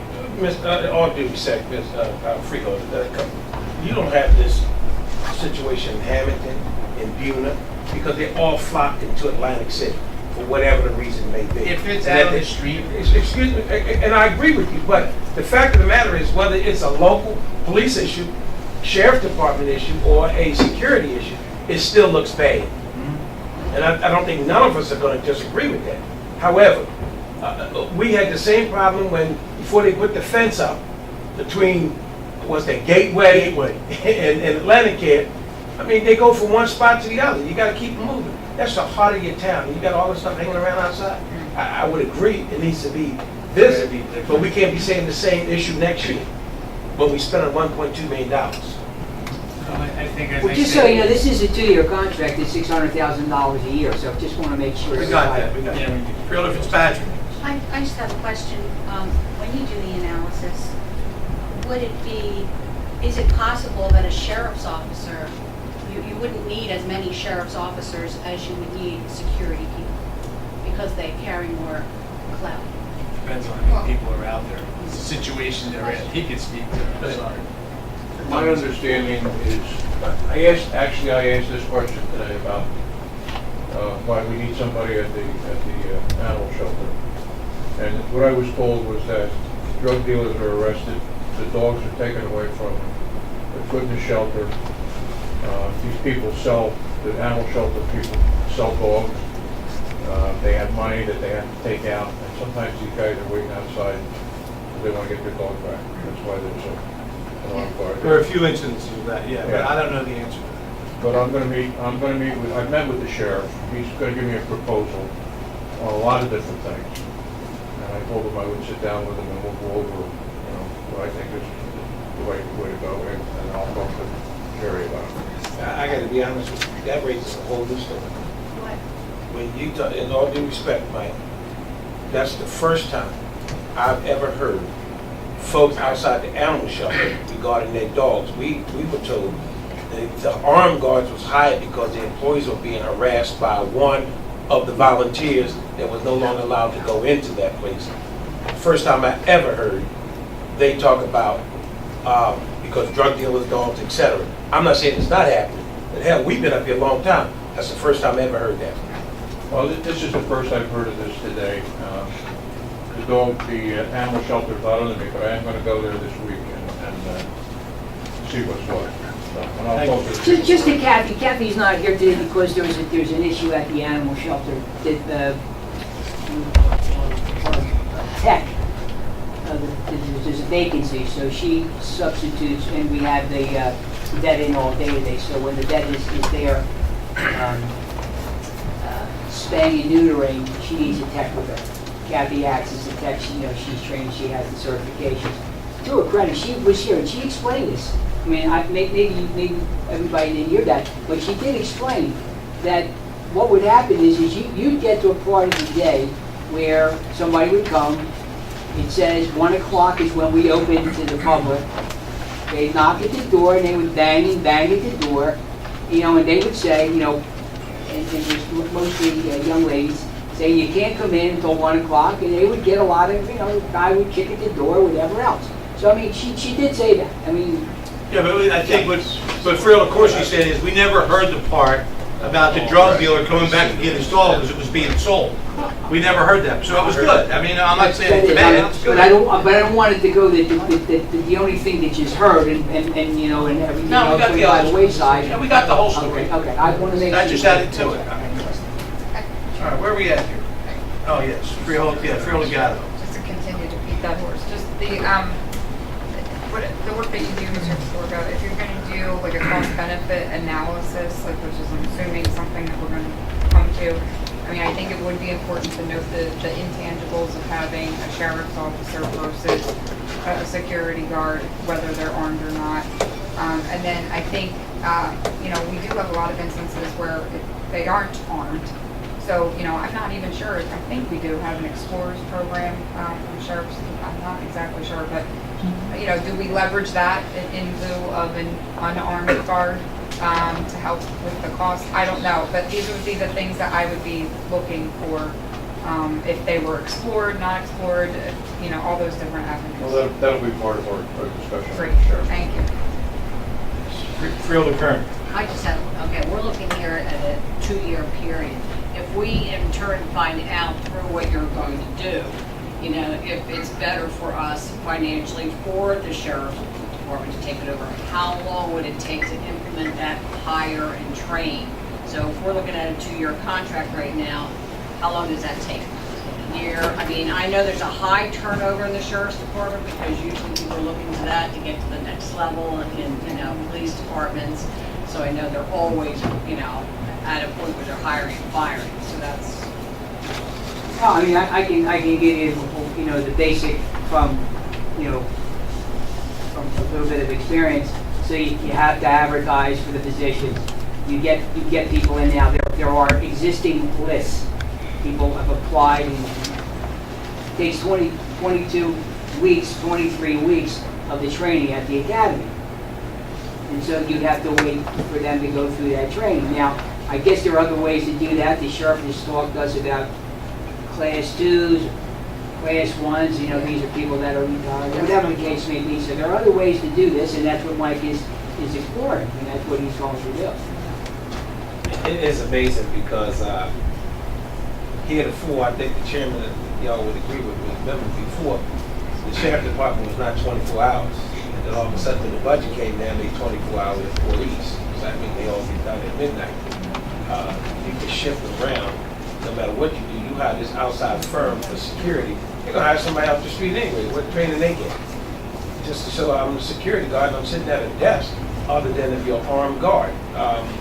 Again, I think it is worth looking at, visiting. We're past. They're all armed, they're all handcuff certified. Who you know? AED certified. I've been running that contract the last few years. Security guards, our security guards. They're at the nursing home. They're up in Hamilton. Now those guards only get about $11 to $12 per hour. The armed guards that we have get the $26. Well, they don't get it. The company gets it. So this $600,000 contract. Just for resolution, it's okay. But my point was is that we need to revisit it. We can't keep kicking the can down the road every year. It's a 2-year contract. We vote on it today. They got it for 2 years anyway. No matter what the hell the sheriff's department say or do, you're locked into this for 2 years. Well, are we? I don't think we got an answer to Freeholder Kern's question, which is. If you pass it, it says for a 2-year period. Oh, I didn't know if it's like 1 year and then you renew the second year. I'm just asking. Contract. It's not an automatic renewal. It gets repaid. Every year? Yes. Or is this a 2-year? This is a 2-year. 2-year It's up term. to 2 year, but you can, it's renewable, right? No, I was looking at the 1 year.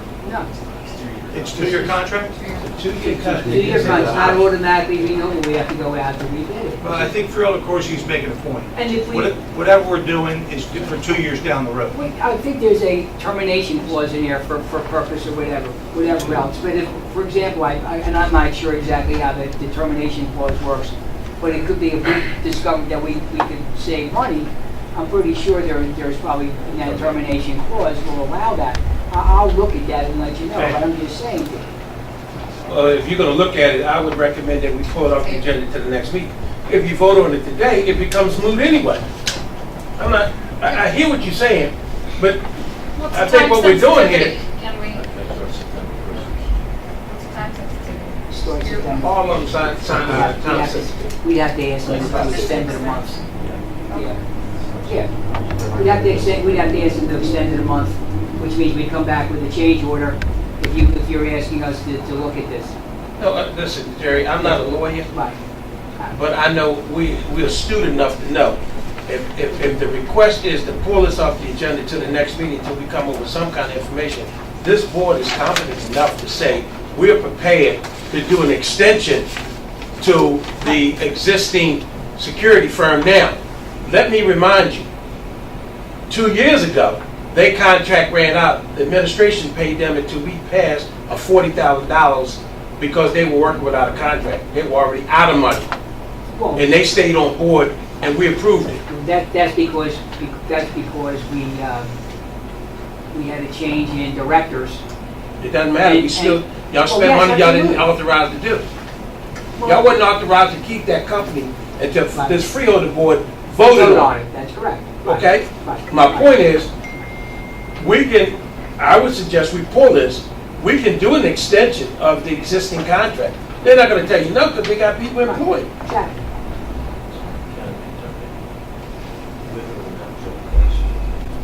Okay, so that's it, so he has it here, that's it. So it says we can terminate. For cause. With or without With cause? or without cause. With or without, okay. Termination for convenience, the county may terminate a contract on whole or in any part without showing cause. Yeah, I don't believe that we could extend it, and I agree with that, but if we have an ability to terminate it with or without cause, I would recommend that we don't just keep extending it, because we don't know how long we're going to be able to come to these meetings and conclusions to find out if there's a feasible replacement for this. But as long as we know that we're working on it, and then we come back with something that we can say, okay, we want to go with this, we want to give a notice of termination, I think we accomplish our mission. But I think we should consider this and treat this as time sensitive. I agree. Can we have a report by year end? Pardon me? Could we have a report by year end? Yeah, sure, I'll get it. 30 days. Yeah, And it's then too on the long. record, there you go. I'm not gonna vote for All it right. anyway. Anyone in the public wish to speak to this? Yes, sir. Carl? Okay, Carl Mason, 3057 Fernwood Avenue, Egg Harbor Township. To me, the inside guards have to call the police, and if the police won't come, what are you going to do? What are you going to do if the police will not show up? Point well taken. Yeah, well, I think it is. And the inside guards, I mean, a lot of the people outside, they're bad guys. They could be carrying guns. And the worst thing I see around here is catch and release. They get let right We back don't have out. enough time to discuss that. No, I know, but I'm just saying, thank you. Okay. Anybody else wish to speak in the public? I took that title away. Just, Okay. just to reiterate what was being said, there's been plenty of contracts that have gone through expiration that have then continued, and the board is then approving them months after they have, quote unquote, originally expired. And certainly the vendor is going to want to keep getting paid. I doubt they're going to turn around and say, oh no, don't send me that check. I don't want that work for X number of months. And that may expedite everyone's attention to, I'm not saying just for the director, but there's a number of other pieces to this. Kind of focuses everyone's mind on doing that. Thank you. All right, any other comments? We're going to call the roll. Bennett? Bertino? Yes. Corsi? Days? Yes. Fitzpatrick? Gatto? Yes, because of the outflows. Kern? Yes, because of the outlaws and that we have committed ourselves to that. Risley? Yes. Formica? Yes, moving on to 424. Resolution amending Resolution 3 of 2018, changing the location of the regular meeting of September 11, 2018 to the Ventnor branch of the Atlantic County Library and informing the newspapers.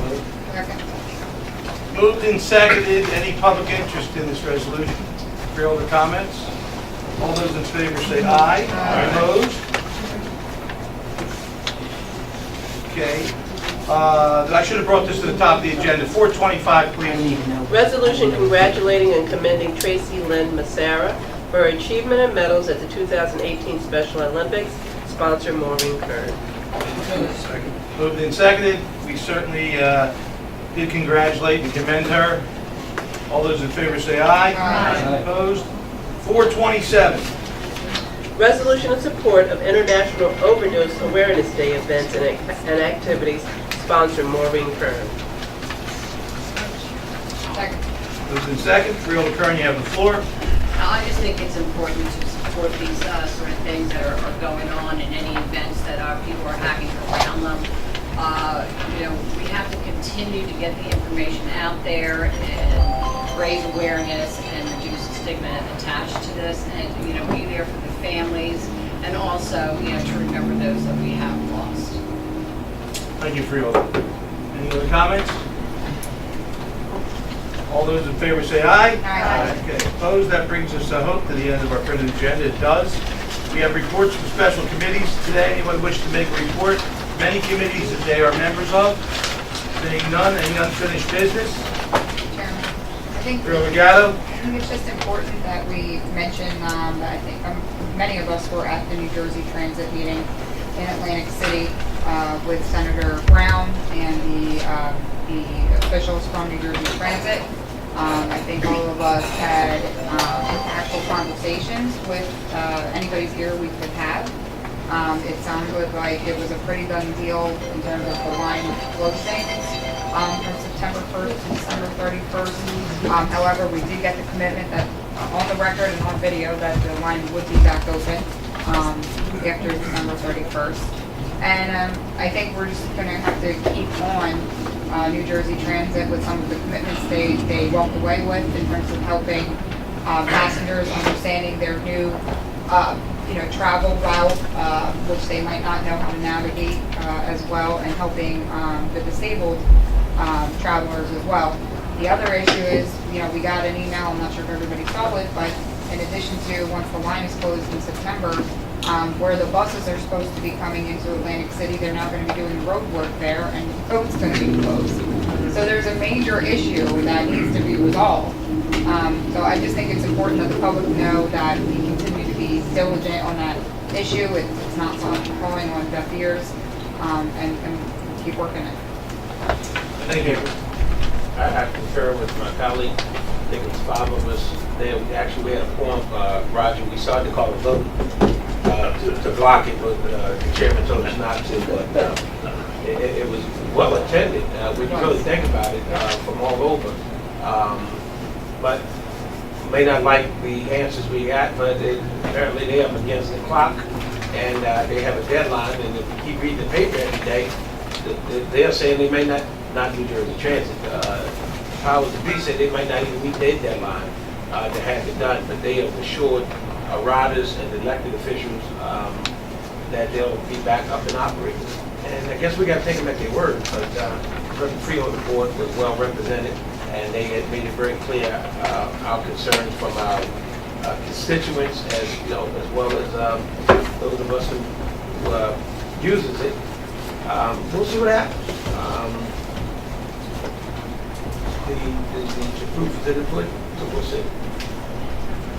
Yes, Freeholder, Fitzpatrick. The best thing that I heard at that meeting was that they said, that the executive director said that it would be coming back bigger and better than it has been. They would be beefing up the routes to the status they were in the 80s and marketing the route, because we don't want to hear how they're subsidizing us when they don't even market the route and people don't know about it. And I would just say that it's good, we got to take them at their word. It was nice what they promised us, but I do think we hold their feet to the fire on getting they said they would have express buses from key depots. Now, I think we should check with the workforce in Atlantic City, and we should check with the public there. Bob McDevitt certainly could be a good bellwether. If that's not occurring, I think that we go back at them and say, we have people that are taking 3 hours to take a trip that was an hour 10. That's something that we must stay aware of. Because we can't control the work, we can't control, what they have to do, but we can hold them to their promise of express buses that put our workers in Atlantic City and our tourists there in a reasonable time comparable to the train. So that's my thoughts on that. Any other unfinished business? New business? Written communications. We've already seen some type of correspondence. Anybody wish to discuss the mail today? No? Open to the public. Anyone in the public wish to speak? Please do so. Thank you, Mr. Chairman. Creed Poe, 169 Cumberland Avenue, Estill Manor. Going back to the bond ordinance, a number of, at least Estill Manor, and I think Weymouth and a few of the others, on the extreme western end, use Gloucester County dispatch at this point. What is going to be the compatibility after those new I don't know, I should say repeaters or what specifically would be the equipment item, go in, and then the question of the current radio systems that, like our volunteer fire and rescue squads have, where that's fitting in. I know for Hamilton, this may be a real good fit. I'm just not as sure for some of the rest of us where that's going to come in. And I'm not The just. rest of you too, you No, the, I didn't.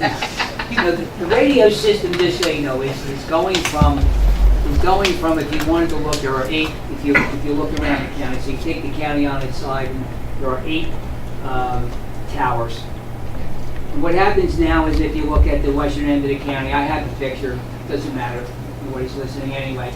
So that instead of I am Jerry. Keep going. instead of going in a circular fashion, so that there is redundancy.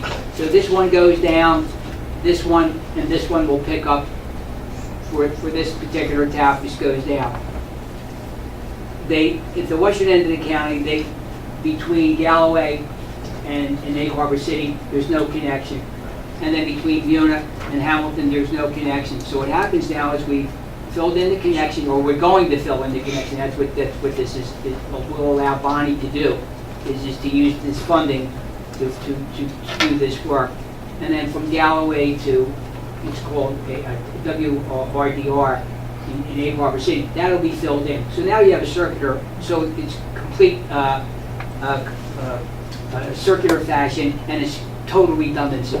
With respect to compatibility, you know, and Mike is going through this with Vince now. Vince will tell you that one of the towers that actually is part of the system, not in Atlantic County, is Ocean City.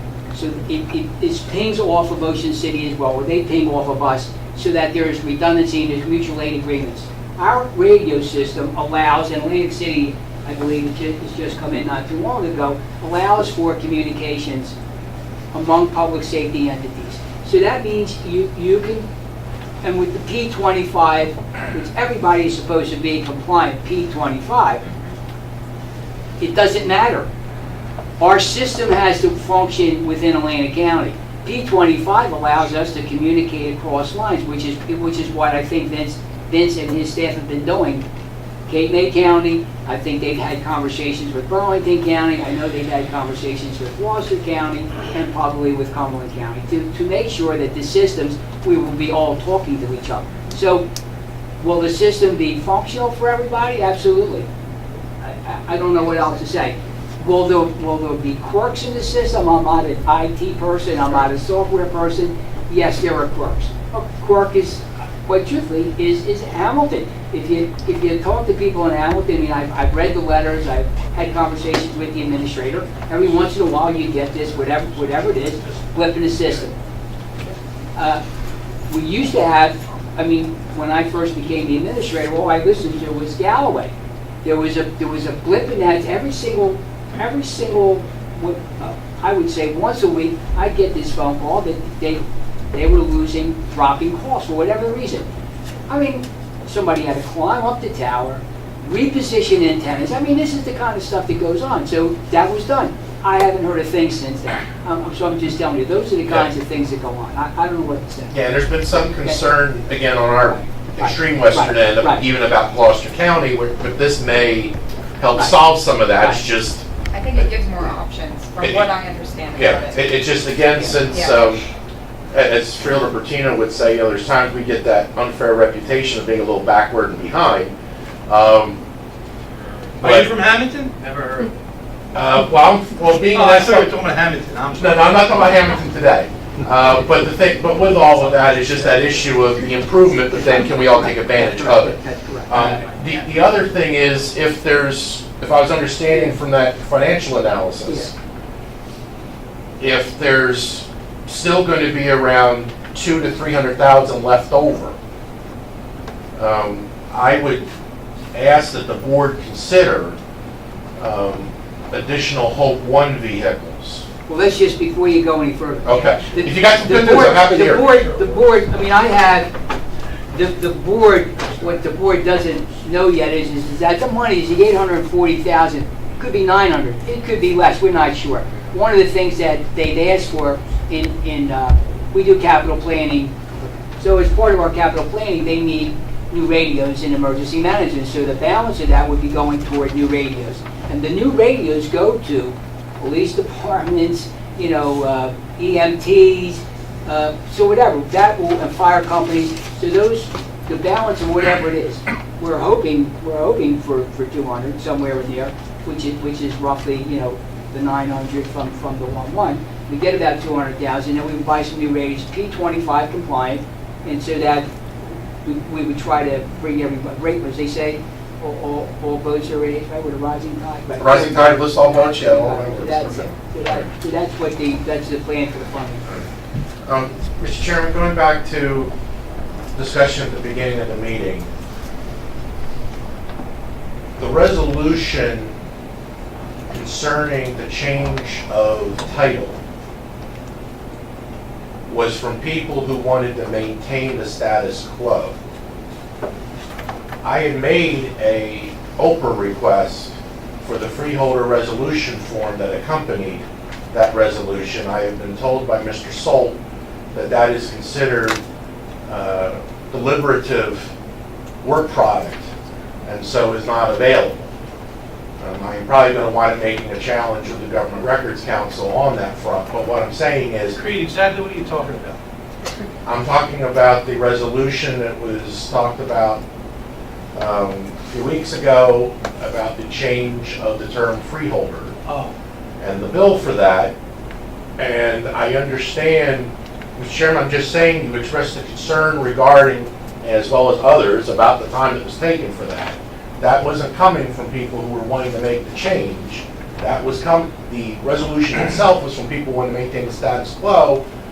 And then there were other people in the audience with their own whatever. So I'm just mentioning that. And I wasn't pointing you out. I was fine with that one way or the other. So was I. All right. And the final part is that obviously there's obviously a difference between a roll call vote and a voice vote. That's why you do it on everything with money. You do an explicit roll call vote. Rule 17 on nominations provides individual roll call vote. That is, you just made the point. There's roll call vote and there's individual roll call vote. You just made the point. There's roll call vote and there's individual. That's a roll call. The roll call is an individual vote. Okay. But an aye vote is not necessarily not a roll call vote because of the circumstances. You understand that? I understand that, and I understand that in plenty of minutes, when they say all ayes and then the nays, if everyone voted yes and there's 5 people or 7 or 9 or whatever, I understand it, but also the tape didn't show that everybody voted the same way. So what I'm trying to get at is just, I'm not wanting to try to continue to beat that horse, and Mr. Chairman, I appreciated your statement at the last meeting regarding a change in practice. It's just that then we try to come up with stuff going on, and I'm just trying to go from there. So, thank you. Thank you. Yes, anybody else in the public? Carl Mason, 3057 Fernwood Avenue. When you have that Ventnor meeting, that's 9/11. I hope somebody remembers the Twin Towers, the Pentagon, the field in Pennsylvania, and Benghazi. I hope somebody remembers to bring that up at your board meeting. Thank you. Okay, you can come and remind us, but Okay. that's actually the bed bug meeting. Excuse me? That's actually the bed bug meeting. We're going to prove that our library is completely free of anything. We had some problem with upholstery. It's been corrected. Okay. We're going to show that, we are going to be there in support of that. So. Okay, where'd the bed bugs come from? That's my question. Okay, anybody else in the public? Anything for the good of the order? Freeholder Bertino. I have one thing. Just want to alert Atlantic County to the passing of a former mayor out in Hamilton, Russell Clark. We lost Russell Clark a couple of days ago. Russell served for many years as mayor in Hamilton, also as council. He served on many boards throughout the county, leading municipalities and quite a few. His viewing is going to be this Wednesday evening from 6 to 9 at Marinelle's in Hamilton. I just want to make sure everybody's aware, and if you would please, I'd like to ask for a moment of silence. Moment of silence. Chairman, before you do that, why don't we just combine all of them, Aretha Franklin and John McCain, all at one time. It is notable to mention all. We'll have a moment of silence.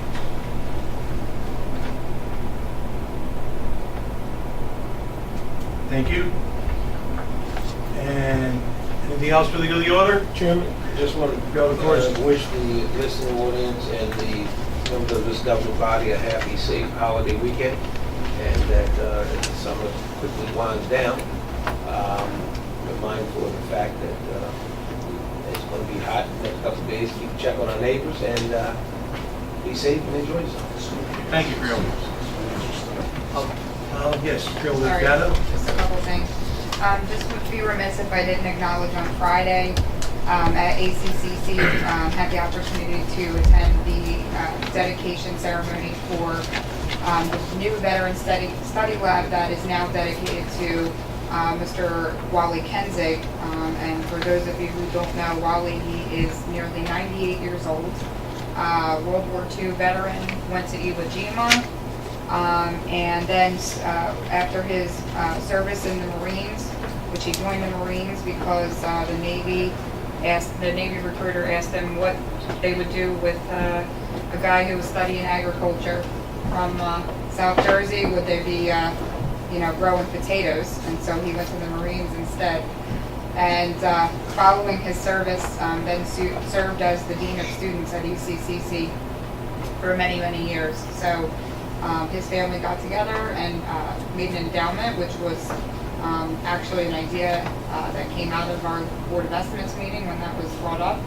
And so Wally was honored and deservedly so. Encourage everyone to go check it out. It's in the Student Center, and you can see a picture of Wally and some information about him. And he's quite a guy. He still rides his ATV around his property. He has a tree farm on Cologne Avenue. When you're starting to buy your Christmas trees, his grandson operates it as a veteran-owned business. So check it out. Full disclosure, I'm by marriage related to him now. You got married? No. Oh. No. I would marry Wally though. He's a great guy. Anyway, so just wanted to acknowledge Wally's service to our country. Also wanted to mention the Hope One vehicle was dedicated, and I had the opportunity to attend that ceremony. It was very well done. The sheriff did an excellent job. It's a great vehicle. I continued to ask him, is there anything else you need from the Freeholder Board? And the main request that came from him was money for Narcan to serve the vehicle. So I did put him in touch with Bob, who runs our Locata board, and has many resources there. So I'm hoping that is getting resolved, and if not, then we know it. And then finally, as of the start of this meeting at 4 o'clock, I am done eating until the end of my colonoscopy on Thursday. That's a little TMI. No, it's not. It's an important issue. I have Crohn's disease, and I was diagnosed when I was 16. And so I've been getting colonoscopies every other year since I was 16. And so my message is colonoscopies are important. You should be getting them. If I can do them from the age of 16 every other year for the last 20 years, then you can do them too. And I've had to have that exact conversation with my own parents who refuse to go to the doctor and get their checkups. And those checkups are important for finding colon cancer and other things that could be happening in there. It is not scary. It is not terrible. And if I can do it, you can do it. So that's my PSA today on colonoscopy. Thank you so much, Freeholder. I'll take a motion. So moved. All those in favor say aye.